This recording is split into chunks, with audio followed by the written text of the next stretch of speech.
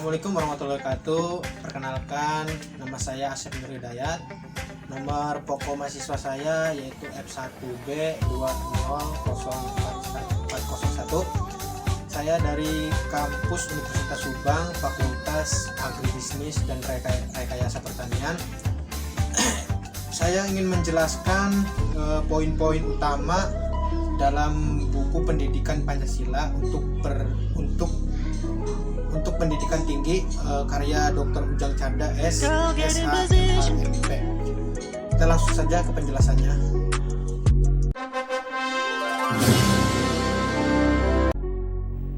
Ya, di sini kembali lagi ingin menjelaskan tentang buku tentang pendidikan Pancasila karya Dr. Ujang Carda dengan materi yang saya akan jabarkan dan terangkan poin-poin tentang materi tersebut. Yang pertama, bab 1, orientasi terhadap pendidikan Pancasila. Landasan historis keyakinan bangsa Indonesia telah begitu tinggi terhadap kebenaran nilai-nilai Pancasila dalam sejarah kenegaraan Indonesia. Yang poin kedua, landasan yuridis mengacu pada peraturan undang-undang yang melegitimasi pendidikan Pancasila. Ketiga, landasan sosiologis. Secara sosiologis, Pancasila telah mempraktikkan nilai-nilai yang terkandung sesuai dengan kenyataan-kenyataan seperti material, formal, dan fungsional. Yang keempat, landasan filosofis. Pancasila sebagai dasar filsafat negara harus menjadi sumber bagi segala tindakan para penyelenggara negara, menjadi jiwa dari peraturan perundang-undangan yang berlaku dalam kehidupan bernegara. Poin kelima, landasan kultural. Pancasila sebagai kepribadian dan jati diri bangsa Indonesia merupakan pencerminan nilai-nilai yang telah lama tumbuh dalam kehidupan bangsa Indonesia. Bab 2, memahami sejarah Pancasila sebagai lambang negara Indonesia. Poin pertama, sejarah lembaga negara. Lembaga negara pertama kali dipakai pada sidang kabinet RIIS pada 11 Februari 1950. Diperkenalkan pada pertama kalinya di Hotel S. Indes, Jakarta, agar rakyat Indonesia semakin kuat untuk membebaskan Ibu Pertiwi dari penjajah. Poin kedua, Pancasila pra-kemerdekaan, Pancasila era kemerdekaan, Pancasila era Orde Lama, Pancasila era reformasi, Pancasila era Orde Baru. Bab 3, memahami Pancasila sebagai sistem filsafat. Poin pertama, menurut KBBI, pengertian filsafat adalah pengetahuan dan penyelidikan dengan akal budi mengenai hakikat segala yang sebab, usul, dan hukumnya. Poin kedua, Pancasila diangkat dari pandangan hidup yang berkembang dalam kehidupan bangsa Indonesia, yang kemudian pandangan kehidupan ini dirumuskan secara cerdas oleh para pendiri bangsa dan diangkat sebagai kehidupan bernegara. Bab 4, memahami Pancasila sebagai sistem etika dan norma.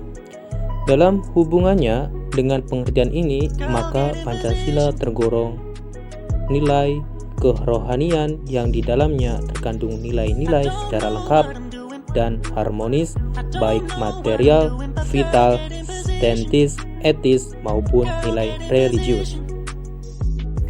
Bab 5, memahami muatan sila-sila dalam Pancasila. Dalam bab 5 menjelaskan 3 poin, diantaranya adalah hakikat nilai-nilai yang terkandung dalam Pancasila. Hakikat dapat diartikan suatu inti yang terdalam dari segala sesuatu yang terdiri dari sejumlah unsur tertentu dan yang mewujudkan sesuatu itu sehingga terpisah dengan sesuatu lain bersifat mutlak. Kata hakikat ada 3 kategori, yaitu hakikat abstrak, hakikat pribadi, serta hakikat konkret. Bab 6, memahami Pancasila sebagai ideologi bangsa dan negara. Poin pertama, Istilah ideologi berasal dari kata idea yang berarti gagasan, konsep, pengertian dasar, cita-cita, dan logo yang berarti ilmu.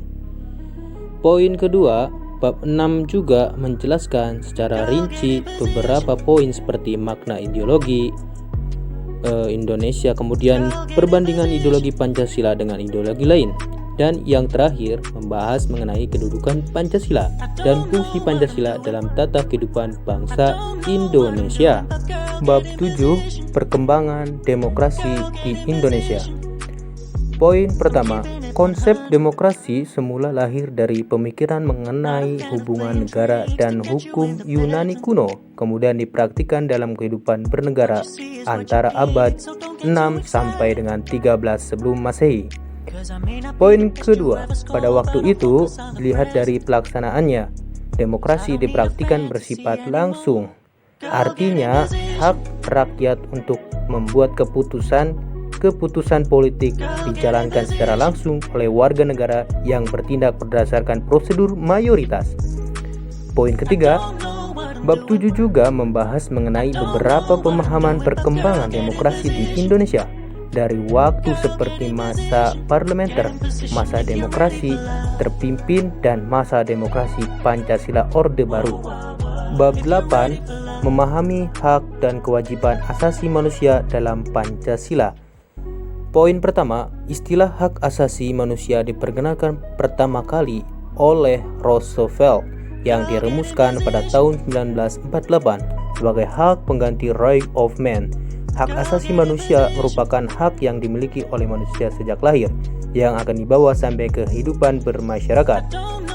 Poin ketiga, hak asasi manusia tidak membedakan ras, agama, jenis kelamin, dan lain-lain. Itu semua sudah tertuang pada pasal 1 ayat 1 Undang-Undang Dasar Nomor 39 Tahun 1999.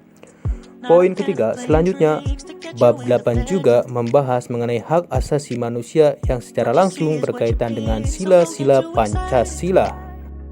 Bab 9, memahami Pancasila dalam sistem ketatanegaraan Indonesia.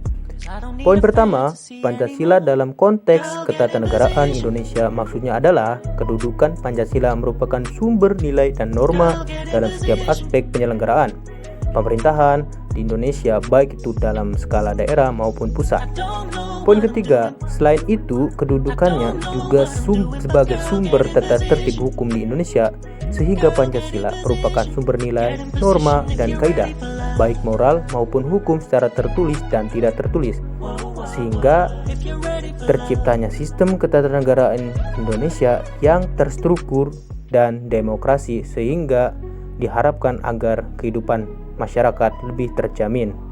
Bab 10, refleksi Pancasila sebagai paradigma reformasi dalam kehidupan bermasyarakat, berbangsa, dan bernegara.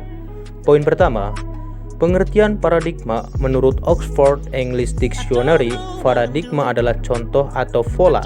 Akan tetapi, dalam komunitas ilmiah, paradigma adalah sesuatu yang lebih konseptual dan signifikan. Poin kedua, konsep paradigma yang diperkenalkan oleh S. Kahun. Paradigma dilihat sebagai model representatif, karakteristik, atau ilustrasi dari solusi permasalahan. Paradigma juga tidak hanya terbentuk oleh teori semata. Makna paradigma meliputi keseluruhan aspek dalam kehidupan. Terima kasih untuk semuanya yang sudah melihat video ini dengan selesai. Jangan lupa like, komen, dan subscribe.